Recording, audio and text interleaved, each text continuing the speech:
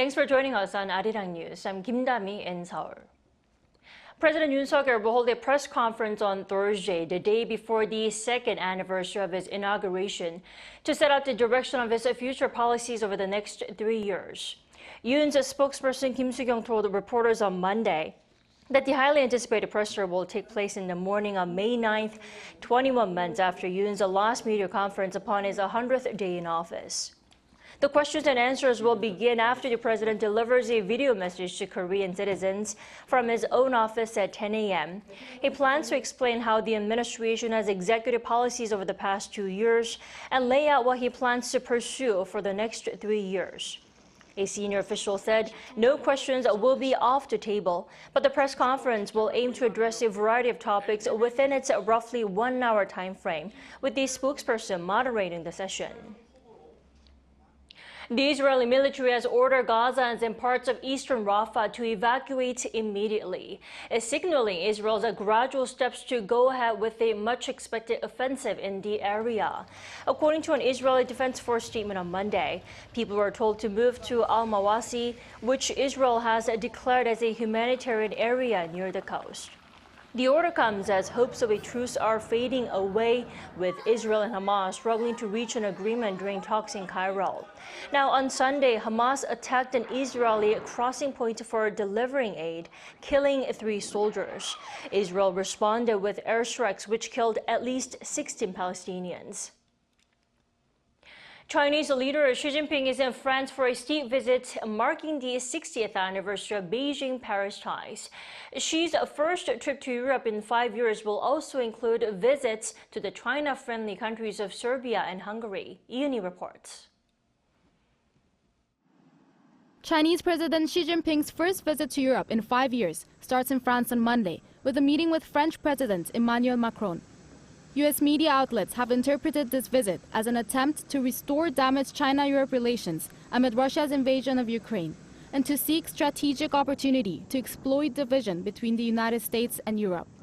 The Chinese leader, in an article published in the French media Le Figaro on Sunday, said that China welcomes investment by companies from France and other countries. He added that China's manufacturing sector has been entirely opened up and that Beijing will move faster to expand market access to telecom, medical, and other services. Soon after his arrival in Paris on Sunday, the Chinese leader said in a statement that the relations between China and France have established a model for the international community of peaceful coexistence and win-win cooperation between countries with different social systems. Following his visit to France, Xi is set to head to Serbia and Hungary. The New York Times on Sunday said that the 3 countries all to a certain degree see China as a necessary counterweight to the U.S. For nearly 60 years, we have been committed to building a stable and balanced world, and dialogue and communication between France and China has made indispensable contributions in that regard.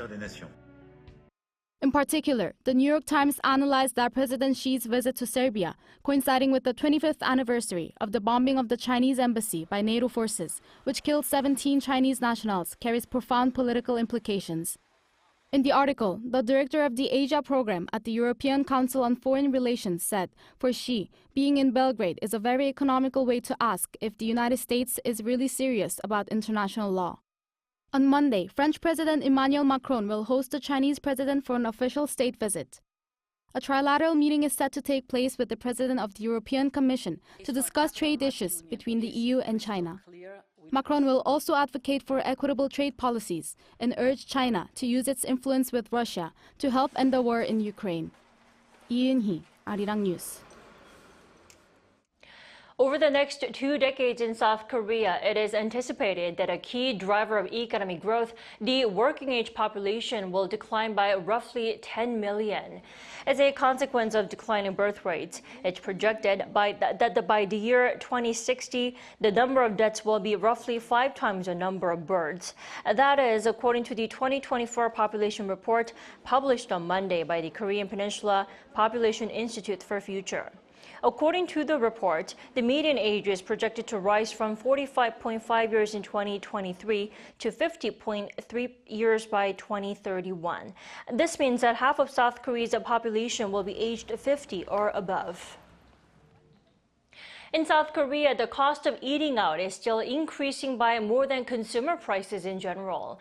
Data from Statistics Korea released on Monday shows that in April, the restaurant price inflation rate stood at 3% on-year, exceeding the average consumer price index inflation rate of 2.9% on-year.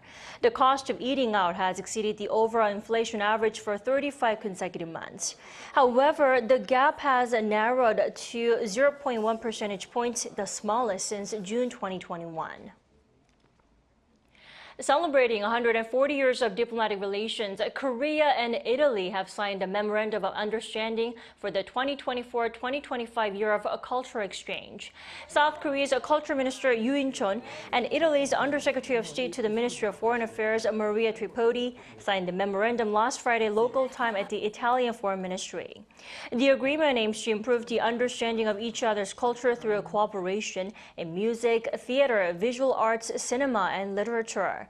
The project kicked off with a Korean traditional dance performance by the National Kugak Center at Rome's Teatro Argentina on Saturday. Today, robots are doing the work instead of humans is not that surprising. But now in Korea, there is a completely unmanned laboratory where AI instructs robots to conduct complex experiments. Our Yoon tells us more. This is what was recorded on a CCTV of an unmanned laboratory. There are no people, but several robots are working on something, and it doesn't seem to be a simple, repetitive task. This is an experiment where nanoparticles with optical properties are being developed, and the experiment is being analyzed and conducted by AI. Similar to entering the final destination on a GPS map application, the desired ultimate result is entered, and the AI finds a way to carry out the experiment. This method has been shown to be highly efficient, as what would take humans roughly 10,000 attempts of trial and error, the AI was able to produce in 200 tries. We don't know the conditions of the experiment, so if we take 4 random input values, the AI collects related data of the properties and synthesis of each experiment. It analyzes the correlation between the substances and produces a result very close to our goal. A great advantage of the entire experiment being carried out by a robot is that it eliminates any deviation that may occur from human error, which means more precise data can be obtained. This unmanned laboratory has actually been successful in developing silver nanoparticles for solar battery cells that Korean scientists didn't have data for. Ultimately, the future of R&D is going to use smart laboratories, so it is important that there is a setup where the average researcher who is not familiar with computer programming is able to conduct research. The research team that's developed this unmanned laboratory has also developed a system that automatically detects electronics overheating or other such situations that could lead to accidents such as fires. Yoon, Arirang News.